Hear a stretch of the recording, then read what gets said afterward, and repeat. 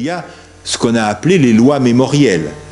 Voilà. Vous aviez peut-être en tête. C'est ça que j'avais en tête. Voilà. C'est-à-dire une représentation nationale de députés qui va décider qu'il y a une mémoire fixée et que si on ne respecte pas cette mémoire-là, on est passible des tribunaux.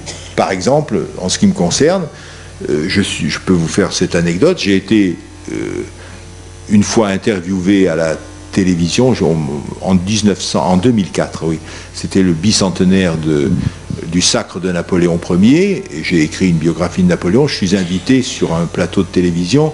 On me dit pour faire ce que les journalistes appellent un round-up, c'est-à-dire un résumé de l'Empire.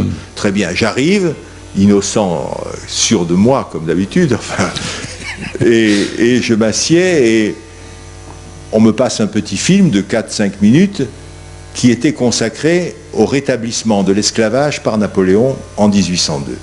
Fait authentique. Et on m'interroge et j'ai la maladresse ou l'erreur ou la bêtise de répondre c'est une faute, c'est un crime, une tâche sur l'Empire, sur la personnalité de Napoléon. Et peut-être d'ailleurs, j'ajoute, est-ce que dans mon livre je ne lui ai pas donné assez de place? Vous avez raison, il faut peut-être lui donner plus de place. Est-ce que pour autant, j'ajoute sous forme interrogative, est-ce que pour autant Napoléon avait-il conscience de commettre un crime contre l'humanité? Je ne sais pas. Qu'avais-je dit là, puisqu'une loi avait été votée décidant que l'esclavage était un crime contre l'humanité et qu'en conséquence, le nier était passible des tribunaux. J'ai été en effet traîné dans les tribunaux pour avoir posé cette question. Je ne suis pas un partisan de l'esclavage, je m'interrogeais sur l'anachronisme possible, même si je soulignais le côté criminel de la chose, l'anachronisme qu'il y avait à vouloir calquer le crime contre l'humanité. J'ai été, je dois dire, en dépit du fait que les associations qui m'ont poursuivi ont fait appel, j'ai été à la fois en première instance et un appel relaxé. Mais donc, le péril de ces lois mémorielles, dont on comprend le mobile, par exemple, c'est vrai que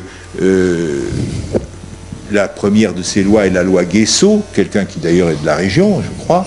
Il est élu. Il est élu de la région. La loi Guesso qui considère que tout négationnisme par rapport à la Shoah qui est un crime contre l'humanité est donc passible des tribunaux. On comprend, et je pense qu'on ne pourra pas revenir sur cette loi, qu'elle porte des aspects tout à fait légitimes, mais en même temps, avec beaucoup d'historiens qui ont signé un texte sur ce point, pas sur la loi Guesso, mais sur l'ensemble des lois mémorielles, je crois que le devoir de mémoire et l'histoire sont d'autant plus efficaces et vécus comme efficaces quand ils n'ont pas besoin d'être soutenus et encadrés par des lois mémorielles, et que les lois mémorielles peuvent être aussi une façon de déclencher des conflits, parce que par exemple, il y a eu 1 an ou 2, des associations, des députés ont déposé un projet de loi soulignant les aspects positifs de la colonisation, ce qui a fait un scandale. La loi n'a pas été déposée, mais on voit bien comment on risque, à travers cette juridification,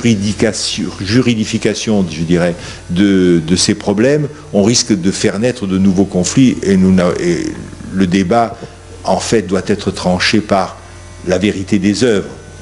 Voilà.